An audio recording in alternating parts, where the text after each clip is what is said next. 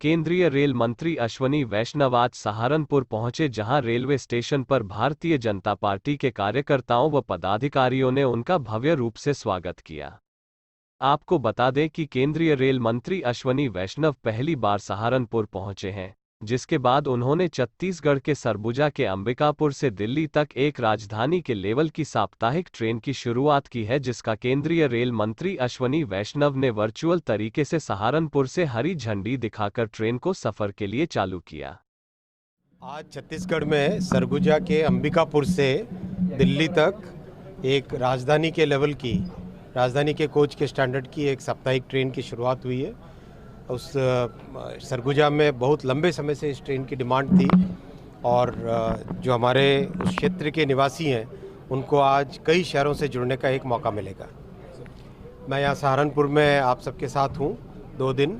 Railway के अलावा जितने भी काम हैं उन सब का भी एक बार देखना है, किस तरह से यहाँ पे टेलीकॉम टावर की कनेक्टिविटी है, रेलवे स्टेशन का, रेलवे की लाइंस का, यहाँ की सुविधाओं का, हर तरह का एक 2 दिन का प्रवास है।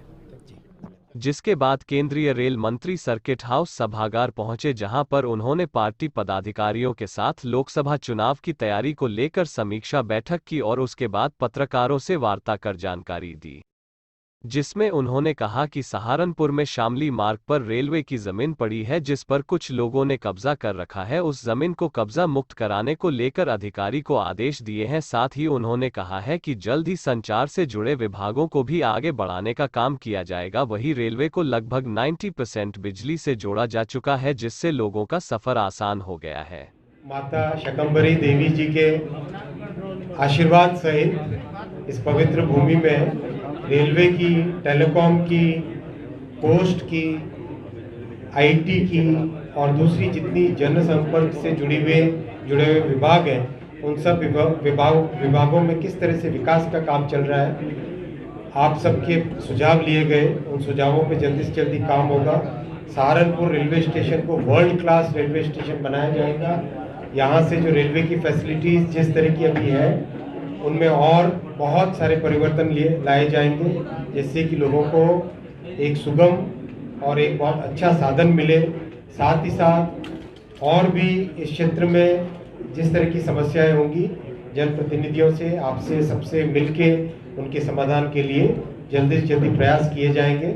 माननीय प्रधानमंत्री श्री नरेंद्र मोदी जी और माननीय मुख्यमंत्री श्री योगी जी की जो डबल इंजन की सरकार है, इस सरकार से किस तरह से जन सुविधाएं, जन भागीदारी, गरीब कल्याण, सेवा और सुशासन का एक नया मॉडल निकले, सबके लिए एक बहुत ही अच्छा देश में एक गवर्नेंस का नया एक प्रारूप हो, उसके ऊपर फोकस किया जाए।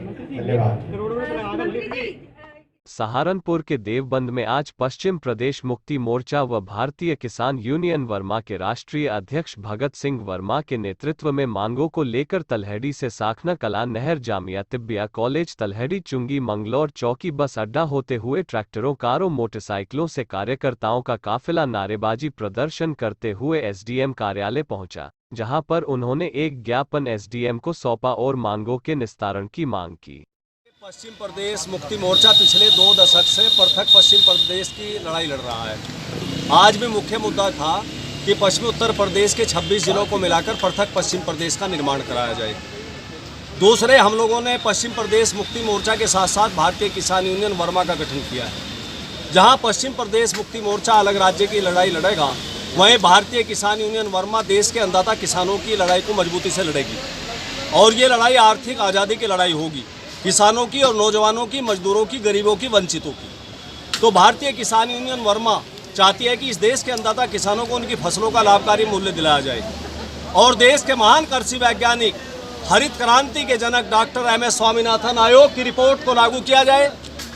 और जब तक किसानों की समस्याएं हल नहीं होंगी, देश इकोनॉमिक रूप से मजबूत नहीं हो सकता।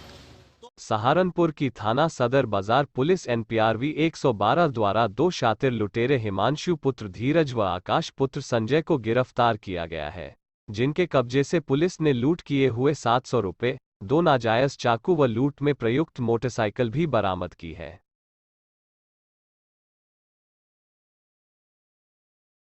सावन माह शुरू होते ही सहारनपुर में कावड़ यात्रा को लेकर तैयारियां जोरों पर है। जिसको लेकर प्रशासन द्वारा सड़क के बीच में बलिया बांध का कावड़ यात्रियों के लिए रूट तैयार किया गया है।